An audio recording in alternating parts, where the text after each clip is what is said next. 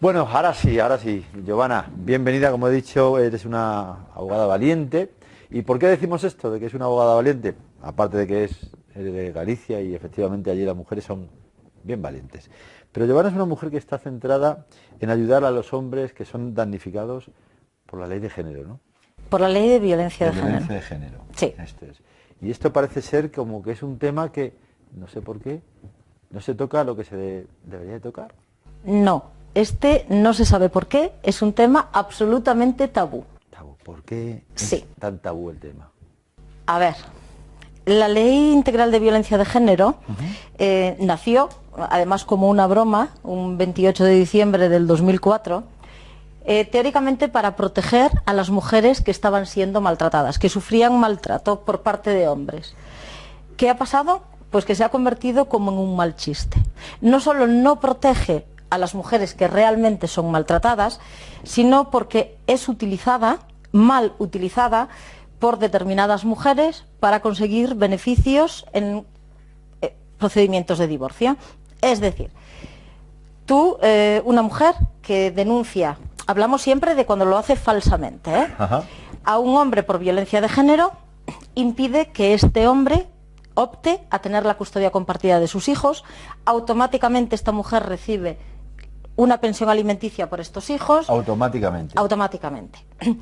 Automáticamente se queda con el uso exclusivo de la vivienda, aunque el hombre la siga pagando. Y además, a través de estas denuncias, consiguen unas ayudas estatales y autonómicas, consiguen beneficios en alquiler social, becas de comedor para sus hijos, y pueden estudiar hasta una carrera universitaria gratuita. Es decir, es muy difícil, sobre todo en estos años de crisis que sufrimos últimamente, que algunas personas se resistan a conseguir todo esto solo acudiendo 5 minutos a comisaría con solo decir que tu marido o tu expareja te ha maltratado física o incluso psicológicamente 1, 2 o 3 veces. Entonces, lo que nos estás tratando de decir es que los hombres y las mujeres ante estos casos no somos iguales para la ley, ¿no? Absolutamente. O sea, este artículo de la Constitución española que dice que todos los españoles son iguales ante la ley, en España es absolutamente falso. Es decir, ser hombre y ser mujer en España conlleva unas obligaciones diferentes y tiene unos derechos diferentes. Llevados a este caso, al caso de la violencia de género, si yo como mujer me presento en una comisaría y digo que mi exmarido me ha insultado, inmediatamente se activa el protocolo de víctimas de violencia de género y esa madrugada las fuerzas de seguridad del Estado irán al domicilio de este hombre denunciado y será detenido. Si la detención es un viernes, lo más probable es que el juicio rápido se celebre el lunes. Es decir, que pase todo el fin de semana detenido en los calabozos de la comisaría. A partir de ahí, a estas mujeres se les aconseja y se les indica que tienen todo este tipo de ayudas que habíamos comentado y en el juicio, con solo la declaración de la mujer, siempre y cuando no se contradiga, es suficiente para provocar una condena en este hombre. Ahora, ¿qué pasa a la inversa? Si a un hombre le maltratan o a un hombre su pareja le insulta, cuando acude a la comisaría, en el 90% de los casos, las denuncias no se recogen. Directamente. Yo tengo En el 90, perdona, en el 9 no de cada 10 hombres que van a denunciar a comisarías de fuerzas de seguridad, tanto el Estado como autonómicas, en España, sus denuncias no son recogidas. ¿Y por qué? ¿Por qué? Extraoficialmente, porque digamos que la ley de violencia de género tiene detrás un montón de entidades públicas que están hipersubvencionados y hay toda una ideología de género que es intocable. Es decir, la sociedad española, las fuerzas de seguridad del Estado en España no aceptan la figura de un hombre maltratado. Lo que vivían las mujeres hace 60 años, que se acudían a una comisaría a denunciar que sus maridos les insultaban o les pegaban y eran enviadas a casa, muchos de mis clientes, 9 de cada 10 hombres que acuden a comisaría, son enviados a casa. Se ha cambiado la... Sí, de hecho yo tuve uno muy curioso, fue a denunciar a que su mujer le había maltratado y como al salir de casa se lo dijo, te voy a denunciar por lo que has hecho, cuando estaba denunciando, tratando de denunciar, porque no le recogieron la denuncia, la señora llegó y a su vez puso otra denuncia. Pues este señor que iba a denunciar acabó detenido. Oye, Giovanna, cuéntanos, ¿cuál fue el empujón, por llamarlo de alguna forma, que te hizo a ti decantarte por la defensa de los hombres? A ver, yo en estos momentos estoy especializada en este tipo de casos y solo defiendo a hombres. ¿Vale? ¿El por qué? Hace unos años, sustituyendo a una compañera en un caso penal, acabé en un juzgado, tenía que defender a un hombre que estaba acusado de maltrato. Y antes subes al juzgado y miras lo que se llaman todos los autos, o sea, toda la denuncia y todo lo que hay detrás. Entonces veo que la señora que denuncia que un señor la ha maltratado a ella y a su hijo y que pide una orden de alejamiento y que se saque a este señor de casa. Cuando me traen al defendido, a la persona que yo tenía que defender, me encuentro con una persona de 72 años, con la camisa llena de sangre y absolutamente compungido. A una señora de, creo que era 10 años, creo recordar que era 10 años menor que él, y a su hijo, que contaba con 45 años de edad. Entre los dos le habían dado una soberana paliza. Pues el acusado era él, a quien echaron de su propia casa fue a él, a quien pusieron una orden de alejamiento fue él, y quien acabó con antecedentes penales era él. Cuando se terminó el juicio, yo pregunté a la jueza, que en este caso era una jueza, si esto era normal, que siendo el acusado el que tenía todas las lesiones acabase con antecedentes penales, y me dijo: si usted me pregunta si es justo, le voy a decir que no. Si me pregunta si es normal, aquí la ley es la que es y yo no me la voy a jugar. Mejor váyase a su casa y dejemos las cosas como están. O sea, prefiero estar agarradito a mi sillón. Prefiero estar agarradito a mi sillón porque además, si cuestiono según qué cosas, puedo ser llamada al orden. Porque muchos jueces en este país han sido llamadas al orden por contar lo que está pasando cada día en los juzgados, porque muchos abogados, o los pocos abogados que defendemos que esta es una realidad que además está acabando con miles de familias, somos llamados al orden, y los que decimos que no nos callamos, somos incluso amenazados. Eso te iba a preguntar, porque me consta que, vamos, sé que ese ha sido tu caso, ¿no? Sí. ¿Qué te ha ocurrido a ti? ¿Qué amenazas has recibido? Yo he recibido amenazas de asociaciones feministas diciéndome que yo lo que hago es defender a maltratadores y que estoy de acuerdo con que maltraten a las mujeres. Mi respuesta ante esto, quiero darla si me lo permites, sí.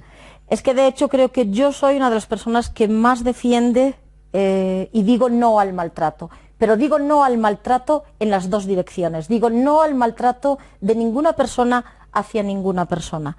Muchas mujeres verdaderamente maltratadas no tienen recursos porque otras mujeres utilizan a esta ley en beneficio propio. No puedo consentir que en un país al que denominamos democrático trate de manera tan diferentes a hombres y a mujeres. No puedo consentir lo que pasaba hace 100 años. Esto es una ley de autor. Es decir, tú cometes un delito y yo te castigo dependiendo del género que tú tengas. Si ahora mismo hiciéramos esta ley, pero en lugar de decir vamos a hacerla una ley que proteja a mujeres de hombres y que pene más a los hombres que a las mujeres, ¿qué os parecería si yo digo, pues esta ley va a ser igual, pero voy a castigar más a los negros que a los blancos? O voy a castigar más a los bajos que a los altos. ¿La consentiríamos? Claro, de ninguna de las maneras. Claro. En cambio, consentimos una ley que pone a una parte de la sociedad contra otra parte de la sociedad. Le digo yo, y en estos casos todos, los niños, ¿qué cuentan ahí? ¿Son los más perjudicados o no? Lo que pasa con los niños es una verdadera aberración. Primero, miles de niños en este país están siendo privados de ver a sus padres por culpa de denuncias falsas de violencia de género. Porque lo que la gente no sabe es que cuando una de estas mujeres activa una denuncia falsa por violencia de género, lo primero que se hace es impedir que ese padre vea a sus hijos. O sea, hay padres que han estado 2 y hasta 3 años sin poder ver a sus hijos, o viéndolos en unas instituciones que son casi del siglo XIX, que se llaman punto de encuentro familiares, y que luego un juez ha decretado que son inocentes. Pero claro, han dejado de ver a sus hijos cuando estos tenían 6 años. Y les han permitido volver a verlos cuando tenían 9. Y encima les dicen, como usted lleva 2 o 3 años sin ver a su hijo, no va a abrir, como en las películas, sus brazos y va a tener a su hijo con usted. No, va a verlo 1 hora cada 15 días de manera tutelada mientras este niño se acostumbra. A mí me parece una verdadera aberración. Giovanna, cuéntame, ¿es cierto esto que se comenta? Es uno de los argumentos al cual se agarran los defensores de esta ley de violencia de género, que los datos por denuncias falsas son mínimos o no es real. Bien, si nosotros contamos los datos como los cuentan ellos, el dato puede ser real. Pero ¿qué pasa? Los datos dicen que solo el 0,001 de las denuncias, 1% de las denuncias son falsas. ¿Qué pasa? Que en este país solo se contabilizan como falsas aquellas denuncias que son falsas y absurdas. Es decir, si yo ahora mismo voy a una comisaría y denuncio a mi marido porque me ha hecho un moratón en la pierna, aunque me lo haya hecho yo, o aunque yo tenga problemas de circulación, como se da el caso, aunque no haya testigos, aunque no tenga ninguna manera de probarlo, aunque esta persona salga inocente, no será contabilizada como denuncia falsa. No se deduce testimonio, no se acepta. ¿Por qué? Porque las instrucciones dadas a Fiscalía son que no se deduzca testimonio, o sea, no se atente contra estas personas que denuncian falsamente. Atención a lo que dicen, para no desincentivar a las mujeres que son realmente maltratadas. Es decir, para que las mujeres que son realmente maltratadas no se sientan desincentivadas, miles de hombres quedan con antecedentes penales o con la duda social de cuando te han detenido por algo será, y estas repercusiones no se cuentan. ¿Cuáles son las denuncias falsas que se contabilizan? Pues denuncias falsas como la que pasó en Andalucía, de una señora que denuncia que su marido, que tenía una orden de alejamiento, se había acercado a 5 metros de ella y la había amenazado de muerte. Cuando la Guardia Civil fue a localizar a este señor, descubrió que llevaba 11 meses muerto. Increíble, ¿Ah? Es increíble. ¿Por qué había muerto este señor? Hacía 11 meses que se había suicidado, porque tenía una orden de alejamiento y había sufrido denuncias de este tipo durante 5 años. Perdóname, Giovanna, vamos a volver a repetir esto porque yo no sé si es que nos está ocurriendo, porque por supuesto no voy a poner en duda tus palabras, pero es que me parece alucinante. Lo es. Es alucinante. O sea, esto que acabas de contar, estimo que habrá salido en otros medios, ¿no? Mira, los pocos medios... Nos estamos quedando, no sé, ciegos, sordos, o qué nos está pasando. Los pocos medios que se han atrevido a hablar de ellos, que son además medios que no son, digamos, de ámbito nacional, sí. O reciben amenazas o presiones para no hablar del tema, porque este es un tema del que no se habla. ¿Por qué? Porque este es un tema que maneja miles de millones de euros anuales en subvenciones europeas y estatales. Escuché hace poco, en otro programa que tuvimos, hablaban de 30.000 millones de euros. Se estima. 30.000 millones de euros. Sí. Claro, entonces la subvención además va por denuncia, por cada denuncia que se realice. Lo curioso es que en determinadas comunidades autónomas han logrado un entramado tal que en una sola denuncia entran hasta 10 y 11 entidades públicas. Y cada una de ellas cobra una subvención por esa misma denuncia. Con lo cual, soltar todos esos miles de millones de euros en subvenciones, todas estas personas que se lucran y que viven a costa de esto, es muy difícil. Es decir, han convertido un problema de violencia, que no es un problema social, la violencia de género. El ser humano es violento, es inevitable. Mueren mujeres, sí, pero mueren hombres y mueren niños. No, y aparte que se nota, o sea, es que no hace falta ser muy inteligente, se ve que es algo injusto lo que acabas de comentar. Una persona que es acusada de haber transgredido le han puesto que no se puede acercar y esa persona resulta que está muerta hace, ¿cuánto? ¿11 meses? Llevaba 11 meses, sí, se había suicidado. Después de recibir, quiero recordar que eran 5 denuncias. ¿Y qué le pasó a esta señora que hizo Seguramente nada. 900 euros de multa. 900 euros que los tiene hasta Amadeo? Hasta los tengo yo. Sí, increíble. eso parece. Además, la familia de este señor intentó que se reabriesen los casos anteriores porque él aseguró antes de morir que era absolutamente inocente y de hecho había sido condenado sin pruebas y Fiscalía del Estado le dijo que se relajase, que tranquila, que esto ya era un caso cerrado. Y digo yo, ¿los jueces no pintan nada ahí? ¿O se lavan un poco las manos? ¿O qué pasa? A ver, hay jueces que están dentro de esta ideología. De hecho, no, aunque los jueces deberían ser imparciales, no es un secreto que en España muchos jueces, sobre todo muchas juezas, pertenecen a asociaciones que defienden la ley integral de violencia de género y que están dentro de esta vorágine, ¿vale? Y de este entramado de subvenciones de la ley de violencia de género. Otros no lo hacen por miedo. Hay casos como pero el juez ¿miedo a qué? Se lavan las manos un poco, entonces. A las presiones. Por si acaso. O sea, en el siglo XXI, a estas alturas del partido, estamos con el tema de la presión, de que tal... Bueno, lo que me has dicho antes del juez. A ver, yo en julio, a finales de junio, principios de julio, recibo en mi despacho la llamada de un juez de un caso en el que estoy trabajando, donde ha habido una denuncia falsa, además, se sobreseyó, donde me dijo que sé quién eres, relájate. ¿Qué le contestaste? Si me lo decía por escrito. Me dijo que no, entonces le dije, entonces esta conversación termina aquí. Sí, no tiene éxito la conversación. Claro. Bien, los medios de comunicación, ¿de qué manera podemos colaborar, ayudar? Mira, hay una gran parte de culpa, o una pequeña parte de culpa, para ser justos, que la tienen los medios de comunicación. Las maneras de dar las noticias. Mira, yo pongo siempre, por ejemplo, hubo un medio de comunicación escrito que hace un año dio una noticia. 9 de cada 10 jóvenes controlan a sus parejas. Y en la foto había un chico mirando el móvil de una chica. El estudio se basa en un estudio que se hizo en toda Europa. Si tú leías, o sea, el titular daba a entender que chicos, jóvenes, varones, 9 de cada 10 jóvenes varones controlaba a las chicas. Cuando tú leías, el estudio lo que decía es 94 de cada 100 chicas controlan a sus parejas, 92 de cada 100 jóvenes chicos controlan a sus parejas. Claro, solo pusieron una.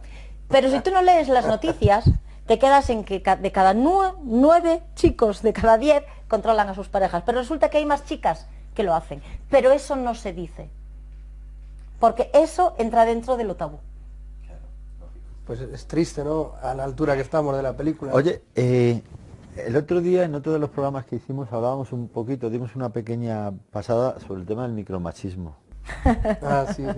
Es muy gracioso. Que a mí me parece un nublante eso, me parece, o sea que ahora resulta que decir las damas primero, por ejemplo, como decíamos el otro día, pues se puede catalogar como micromachismo. Sí. Resulta que ahora todo aquello que no anteponga la figura de la mujer es micromachismo. Lo que pasa es que hay cosas que obvian. Sí que es verdad que el lenguaje representa el cómo una sociedad se mueve. Pero a mí hay una cosa que me parece muy curiosa en el lenguaje, sobre todo en el lenguaje que yo utilizo en el juzgado. Agresor es masculino, claro, y víctima es femenino. ¿Vale?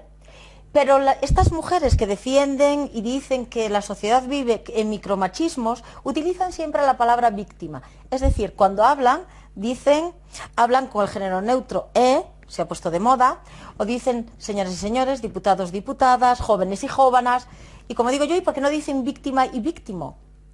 No, solo cogen las partes del lenguaje que le interesan. A ver, voy a decirlo muy técnicamente. Esto es una gilipollez, ¿vale? Que una sociedad sea machista o no, no depende de su lenguaje, depende de su comportamiento. Es decir, a mí me hace mucha gracia cuando dicen es que las mujeres no tenemos las mismas opciones laborales que los hombres. Yo digo, mentira. A mí, yo en mi trabajo, y nunca, vamos a decir que no siempre he trabajado bajo mi propio cargo, nunca me han puesto ningún impedimento para ascender en un trabajo por el hecho de ser mujer. Pero ¿sabéis lo que veía a mi alrededor? Que mis compañeros hombres quedaban las horas que hiciera falta. Mis compañeras mujeres decían, es que tengo que ir a buscar al niño al cole, es que tengo que ir a... Digo, me parece una opción muy lícita si eso es lo que quieres, pero luego no puedes pedir tener un ascenso de una persona que le ha dedicado 60 horas a la semana. Curiosamente, estas mujeres que protestan porque no pueden ascender o no tienen las mismas oportunidades que un hombre, o eso dicen ellas, luego a la hora del divorcio no aceptan la custodia compartida de los hijos, quieren la custodia exclusiva. Yo muchas veces le pregunto, ¿cómo pretendéis conciliar laboralmente y luego pedir la custodia exclusiva de vuestros hijos? Pedid la custodia compartida, tendréis las mismas obligaciones que tiene el padre de estos niños estarán el mismo tiempo con su madre y con su padre y tendréis las mismas oportunidades laborales, porque podréis dedicar el mismo tiempo que los hombres a vuestra profesión. Es decir, acusan a los hombres de hacer sobre ellas lo que se están haciendo ellas mismas. Yo digo siempre, y le digo siempre a mis hijos, que yo, por ser mujer, no soy una princesa de cuento. Soy una persona igual de válida e igual de capaz que mi marido, que mi padre y que mi hijo. Muchas veces la gente apela a la fuerza. Es que los hombres son más fuertes que las mujeres. Y yo digo, depende de qué hombres y depende de qué mujeres. De hecho, si esto fuese así y la sociedad actual se basase en la fuerza, en lugar de hacer una ley que protegiese a la mujer, tendría que haber una ley que protegiese a los Woody Allen de los Arnold Schwarzenegger. Claro. Pero no la hay. No la hay. Giovanna, yo en cierta ocasión a una, no sé si tú recuerdas ese programa, pero en cierta ocasión a una mujer le dije que si no sería mejor que el hombre y la mujer se complementasen. Me acuerdo Te voy a perfectamente. decir, le vamos a comentar ahora a Giovanna la contestación, pero se lo quiero preguntar a ella también. ¿Tú qué opinas de eso? Que yo le dije a esa mujer. ¿No sería mejor que el hombre y la mujer se complementen? Mira, yo odio poner etiquetas a las cosas. Yo creo que los hombres y mujeres, como individuos o como parejas de hombre-mujer, mujer-mujer, hombre-hombre, perro-gato, es que me da igual, no creo que sea necesario ni que se complementen, ni que se suplementen, ni que nada. Simplemente deben convivir en paz y cada uno debe vivir de la mejor manera que pueda dentro de una sociedad que además en estos momentos ya bastante le cuesta sobrevivirse a sí misma, y lo que no debemos consentir es que desde los poderes políticos creen artificialmente una guerra de hombres y mujeres y nosotros seamos tan imbéciles de tragárnosla y entrar al trapo. Bueno, la verdad es que no hay que tener una carrera en Oxford University para darse cuenta de que, por ejemplo, los casos que has comentado antes, ¿no? Oye, cuéntanos, nos quedan un par de minutos, cuéntanos cuál ha sido la función de esta página que tú has creado, Hombres Maltratados por la Ley de Violencia de Género. Mira, la he creado porque me di cuenta de que muchos de mis clientes se sentían solos cuando eran denunciados falsamente y eran señalados por la sociedad, sentían verdadera pánico y vergüenza y sentían, algunos de ellos me confesaron sentirse como parias sociales. Decían, yo no he hecho nada y de repente veo como la gente me mira de una manera como si hubiera cometido un delito. Date cuenta que muchos de ellos son detenidos en su puesto de trabajo o delante de sus vecinos y de sus hijos. Y sentían que esto solo les pasaba a ellos. Creé esta página para que entendieran que este no es un problema individual, que pasa a miles de hombres en este país y en otros muchos países, y que si no se unían y hacían entender a la sociedad que esto no es un problema de género, sino de violencia, sin más, y que lo que hay que erradicar es la violencia, y no dependiendo del sexo, ni de quien ejerce esa violencia, ni de quien es víctima de esta violencia, El problema lo van a tener nuestros hijos. Claro. Es la herencia que se les está dejando, ¿no? Sí, para empezar ya tenemos a una generación de hijos que se han criado sin padres. Bien, Giovanna, muchísimas gracias por acompañarnos, muchísimas Gracias gracias por desvelarnos estos datos que son muy importantes, que pues eso, que la gente los conozca, ¿no? Y a ver qué se puede hacer. Lo primero, que si eres hombre, saber que tienes el mismo derecho a denunciar que una mujer. Que si ahora no nos hacen caso, mañana quizás sí. Me está empezando a dar miedo, de verdad, me está empezando a dar miedo ser hombre, pero soy hombre. Porque macho y hembra los cree Dios. No soy más ni menos, soy hombre y ella es mujer y nos lo pasamos muy bien, ¿a que sí? Bueno, corte publicitario y seguimos aquí en vuestro programa, ya sabéis, Se buscan locos por la cordura.